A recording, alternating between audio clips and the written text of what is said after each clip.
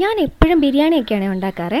അപ്പോൾ ഇന്ന് ഞാൻ വിചാരിച്ചു എന്നാൽ ഒരു ചിക്കൻ മന്തി ആയിക്കോട്ടെ എന്ന് കേട്ടോ. മയണൈസിൻ്റെയും ടൊമാറ്റോ ചട്നിയുടെ ഒക്കെ കൂടെ കഴിക്കാനായിട്ട് നല്ല ടേസ്റ്റാണ്, എളുപ്പം ഉണ്ടാക്കുകയും ചെയ്യാം. അതിനായിട്ട് ഞാൻ ചിക്കൻ്റെ 2 ലെഗ് പീസാണ് എടുത്തിരിക്കുന്നത്. ഇത് ഏകദേശം 1/2 കിലോയോളം ചിക്കൻ വരും കേട്ടോ.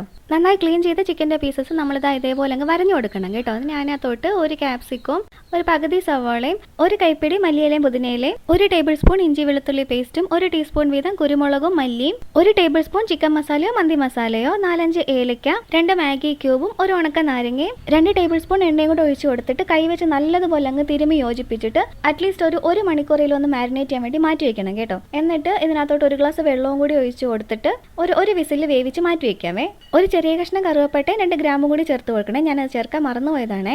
ഇനി 1 ടേബിൾ സ്പൂൺ ഇഞ്ചി വെളുത്തുള്ളി പേസ്റ്റും, 1 വലിയ തക്കാളിയും, 1 കാശ്മീരി ചില്ലിയും, 1 ടീസ്പൂൺ നാരങ്ങാനീരോ വിനീഗറോ ആവശ്യത്തിന് ഉപ്പും കൂടി ചേർത്തിട്ട് നല്ലപോലെ പേസ്റ്റ് പോലെ അരച്ചിട്ട് നമ്മൾ ആ വേവിച്ച് വെച്ചിരിക്കുന്ന ചിക്കൻ്റെ പീസസിലോട്ട് നല്ലപോലെ അങ്ങ് തേച്ച് പിടിപ്പിക്കണേ. എന്നിട്ട് നമുക്കിതൊരു എയർ ഫ്രയറിൽ 180 ഡിഗ്രി സെൽഷ്യസിൽ ഒരു 20 മിനിറ്റ് ഒന്ന് ഫ്രൈ ചെയ്തെടുക്കാം കേട്ടോ. തിരിച്ചു മറിച്ച് വിട്ടിട്ട് ഒരു 5 മിനിറ്റിലും തിരിച്ചു മറിച്ച് ഇട്ട് കൊടുക്കണേ. ഇല്ലെങ്കിൽ ശാലോ ഫ്രൈ ചെയ്താലും മതി. ഇനി കുറച്ച് വെള്ളം എടുത്തിട്ട് ഈ പറഞ്ഞിരിക്കുന്ന സ്പൈസസും എല്ലാം ഇട്ട് കൊടുത്തു. പിന്നെ 2 അല്ലി വെളുത്തുള്ളി, ഉണക്കനാരങ്ങ ആവശ്യത്തിന് ഉപ്പും കൂടി ചേർത്തിട്ട് 20 മിനിറ്റ് സോക്ക് ചെയ്ത് വെച്ചിരിക്കുന്ന റൈസ് നമുക്കൊരു 1/4 വേവാക്കി എടുക്കാവേ. ഇനി ആ ചിക്കൻ വേവിച്ച മസാലയും നമ്മൾ ആ 1/4 വേവിച്ച് വെച്ചിരിക്കുന്ന റൈസും കൂടി ലെയർ ചെയ്ത് കൊടുക്കാം കേട്ടോ. പിന്നെ മഞ്ഞയും ചുവപ്പും കളർ കിട്ടാനായിട്ട് പാലിൽ മഞ്ഞപ്പൊടിയും മുളക് പൊടിയും കൂടെ കലക്കിയിട്ട് ഇങ്ങനെ മുകളിൽ കൂടെ അങ്ങ് ഒഴിച്ചു കൊടുക്കുവേ. ഇനി ഇതേപോലെ 3-4 പച്ചമുളക് അങ്ങ് അവിടെ എവിടെയും കുത്തി വെച്ച് കൊടുത്താൽ മതി കേട്ടോ.